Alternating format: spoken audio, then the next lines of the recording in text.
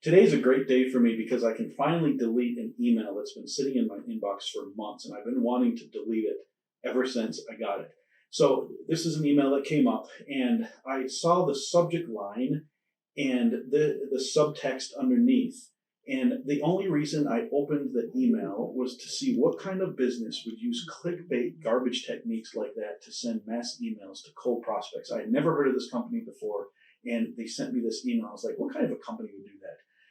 However, when I opened it, I just saw who the company was. I didn't read the message, and I still haven't read the message. And even if I saw it and liked it, there's a high probability that I would not do business with a company that sends those types of emails with those types of subject lines and subtexts.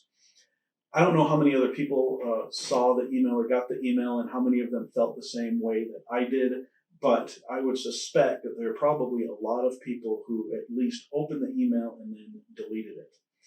And the reason I'm telling the story is there's many different ways to measure the success of an email campaign, but three of the main ones are this: an open rate, so which is how many people opened your email; a click rate, which is how many people clicked a link within your email; and then a conversion rate, which is how many people completed an action as a result of your email, such as a download of a white paper or signing up for your monthly newsletter or setting an appointment, something like that.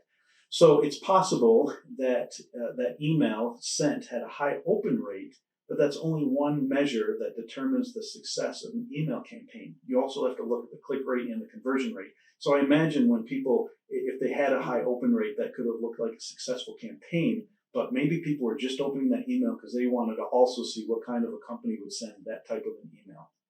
So the question is, if an email that has a high open rate but a low click rate or a low conversion rate, if that's what the results were, is that a successful campaign? And the answer is maybe. It all depends on what your goal was for sending that email. If the goal was to just stay at top of mind with clients and prospects, then maybe a high open rate and a lower conversion rate or click rate would be a good measure of success. However, if the goal was to get more appointments or to get more leads, then I would be more focused on the conversion rate. Either way, the whole message here is just be aware of the different ways to measure success of an email campaign.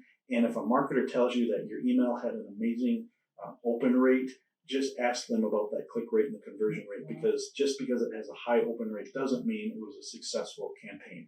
If you have any questions about open rates or emails or anything like that, let us know. We love helping. If you're an advisor, you may be independent, but at Tucker Financial Group, you're never alone.